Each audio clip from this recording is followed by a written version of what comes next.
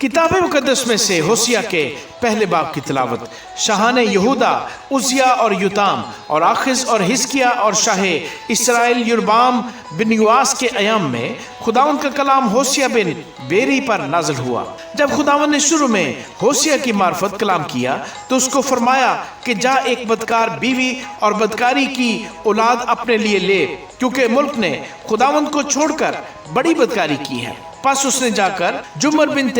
دبلائم کو لیا، وہ حاملہ ہوئی اور بیٹا پیدا ہوا، اور خداوند نے اس سے کہا اس کا نام یزریل رکھ، کیونکہ میں عنقریب ہی یاہو کے گھرانے سے یزریل کے خون کا بدلہ لوں گا اور اسرائیل کے گھرانے کی سلطنت کو تمام کروں گا، اور اسی وقت یزریل کی وادی میں اسرائیل کی کمان توڑوں گا۔ اور وہ پھر حاملہ ہوئی اور بیٹی پیدا ہوئی، اور خداوند نے اس سے فرمایا کہ اس کا نام لورحمہ رکھ، کیونکہ میں اسرائیل کے گھرانے پر پھر رحم نہ کروں گا کہ ان کو معاف کروں، لیکن یہودا کے گھرانے پر رحم کروں گا، اور میں خداوند ان کا خدا ان کو رہائی دوں گا، اور ان کو کمان اور تلوار اور لڑائی اور گھوڑوں اور سواروں کے وسیلے سے نہیں چھڑاؤں گا۔ اور لورحمہ کا دودھ چھڑانے کے بعد وہ پھر حاملہ ہوئی اور بیٹا پیدا ہوا، اور اس نے فرمایا کہ اس کا نام لوئیمی رکھ، کیونکہ تم میرے لوگ نہیں ہو اور میں تمہارا نہیں ہوں گا۔ تو بھی بنی اسرائیل دریا کی ریت کی مانند بے شمار اور بے قیاس ہوں گے، اور جہاں ان سے یہ کہا جاتا تھا کہ تم میرے لوگ نہیں ہو،